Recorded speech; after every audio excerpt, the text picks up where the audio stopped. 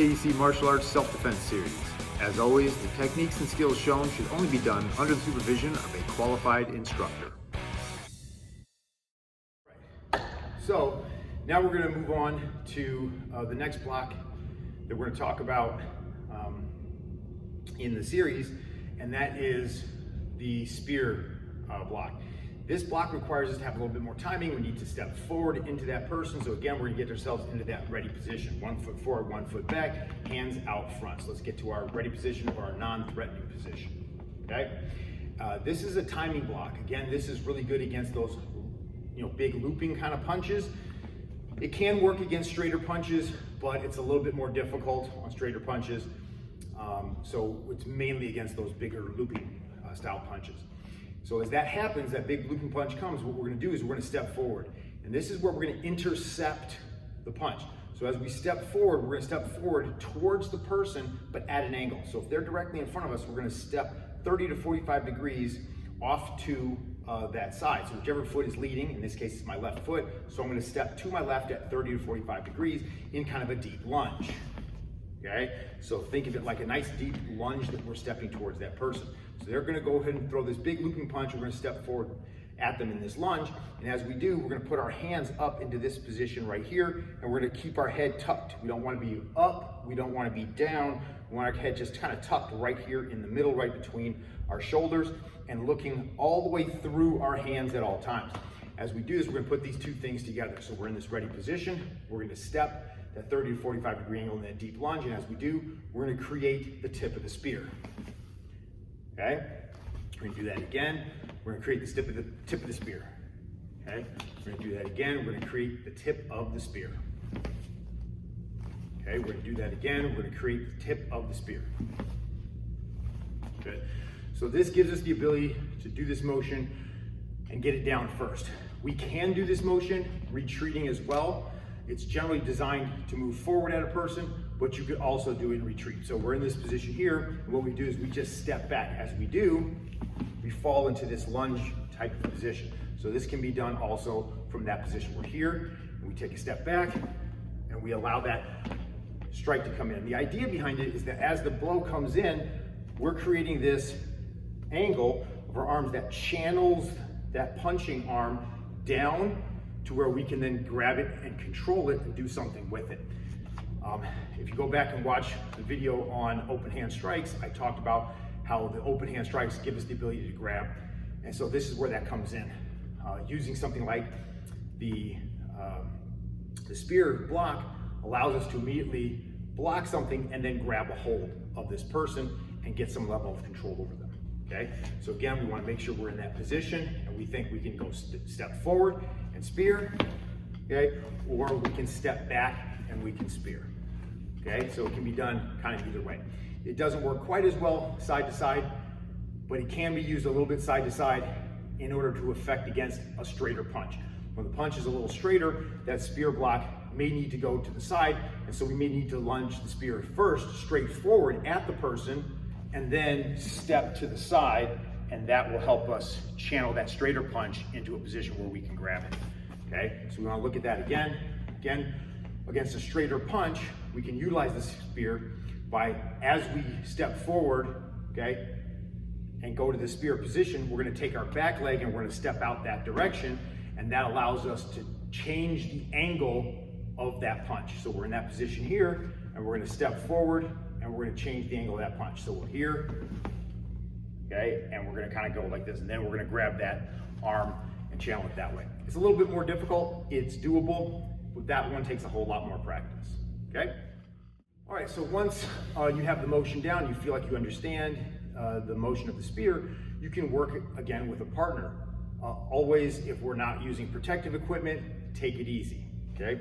So again, if we're faced off in this position, and there's this wide looping punch that's going to be thrown around this direction. As that's happening, I might get punched if I do nothing at all, right? And that's what we're worried about. We're worried about that punch landing and causing me a problem. So what I'm going to do instead is I'm going to intercept that punch before it becomes powerful by stepping in to do the spear. So we're in that position, and I'm going to step in and come right over it.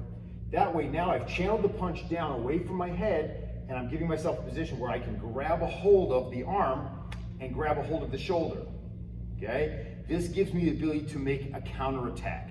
The thing with the spear, remember, is that you have to make a counterattack immediately. If you just stay in this position and do nothing else, the person will bring their punch over from the other side and you'll start getting punched from over here, and that'll be a big problem for you, okay? What you can also do though is you can tuck your head and protect it a little bit more, and that will help as well. So we're in this position here, and this big looping punch comes in. I'm gonna step in and block it. I'm gonna wrap it up and control it, and then I can turn my head like this, and then at least I'm not getting punched in the face. But he can still punch me in the back of the head here, which I wouldn't last very long if I just stayed in that position and allowed me to continue to punch me in the back of the head. So we always wanna make sure that this is a temporary moment. We're gonna block it, control it, and then we gotta step through to do something else, okay? So what's the risk here on the spear block? Well, the risk here on the spear block, like all blocking, is first and foremost timing. If you mistime it, you could get caught with a lot more power than you were hoping to get caught by.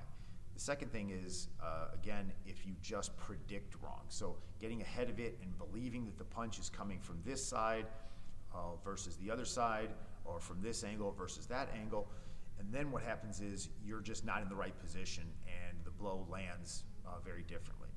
So we want to remember that footwork is really key, and that if our block doesn't achieve what we intend it to achieve, that we need to immediately use our footwork and get the heck out of there and do something else.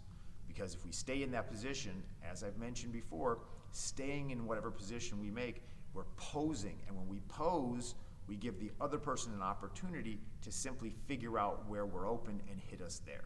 So don't get stuck posing. We don't want to get into this spear block position or any blocking position and just pose.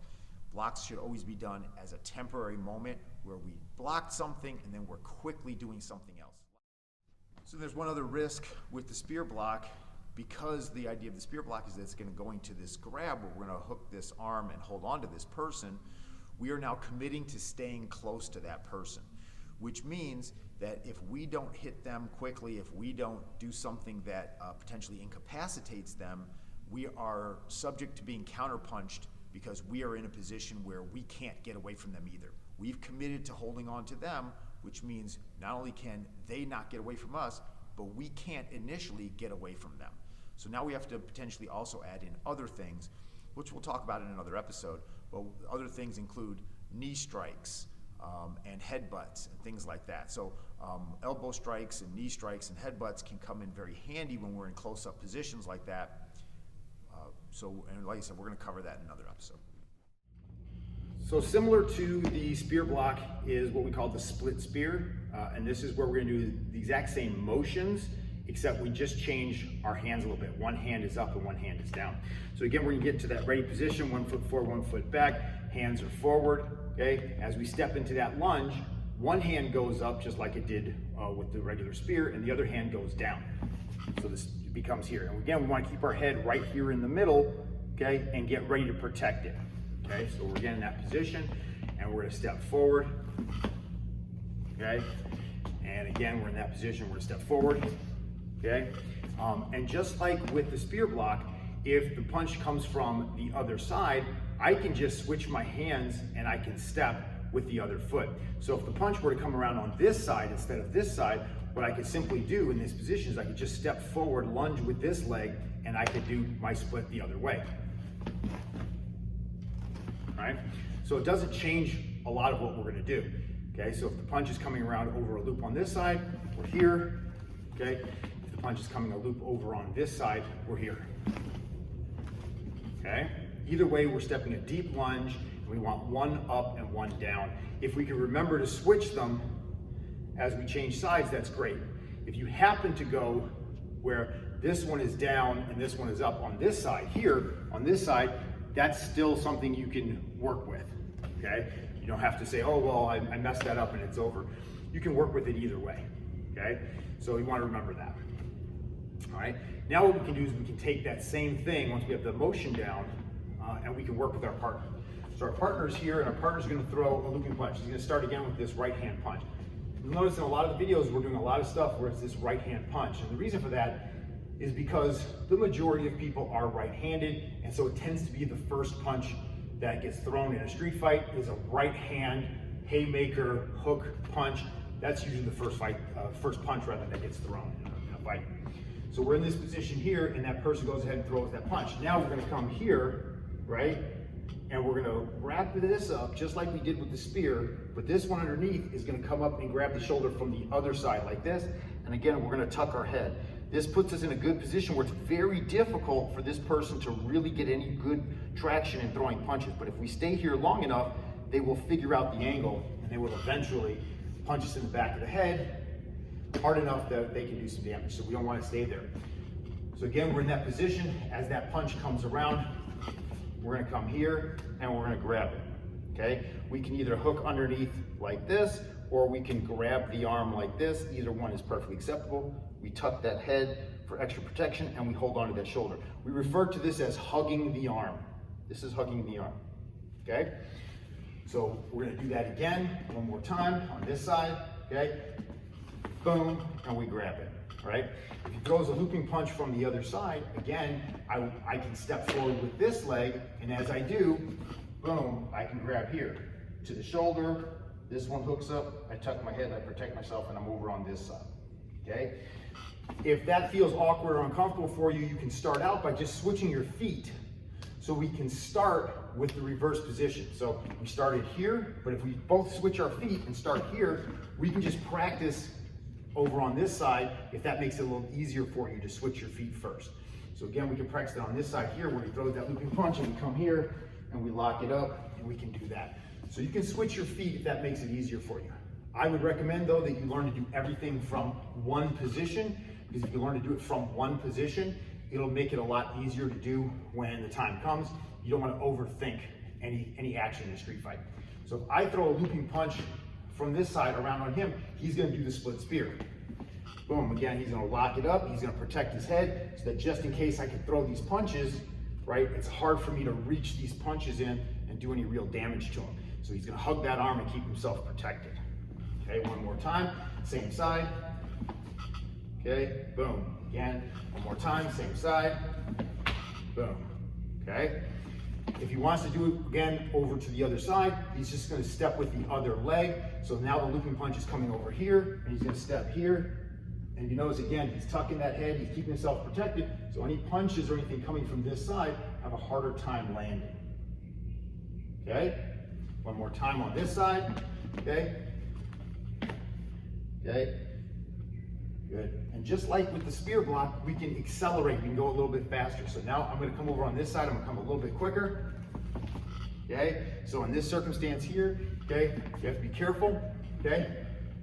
Make sure that it's the lead hand that gets over and the other hand gets under. You can do it the other way, okay, but that's not what we're going to practice right now. Okay?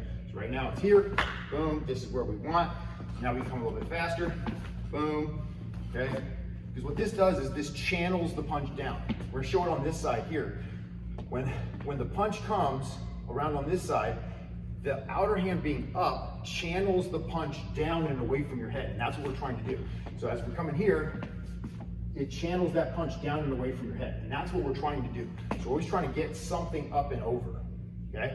So sometimes people prefer just the straight spear block versus the split spear because they don't have to remember which side up, which side down. They're just putting both sides up. So it makes it a little simpler there.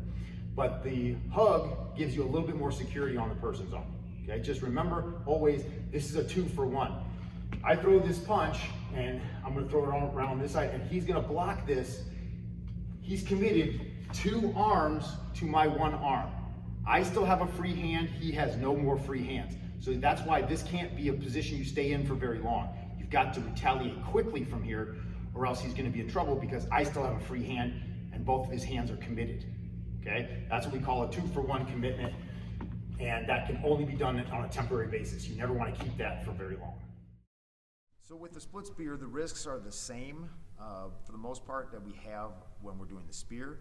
We are committing to holding on to this person, and oftentimes with the split spear though, we're even committing 2 arms of ours to hold on to their 1 arm.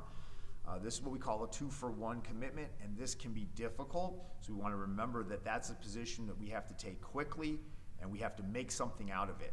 If we just go and do that and hold on and do nothing else with it, eventually this other person is going to figure out what we're going to be vulnerable to, and they're going to make that their attack. So we have to be very careful not to stay in this for too long.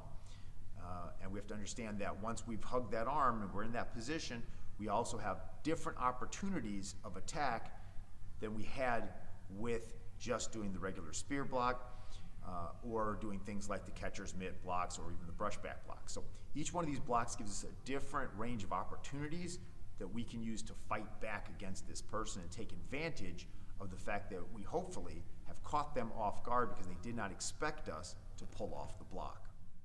As always, the techniques and skills shown should only be done under the supervision of a qualified instructor.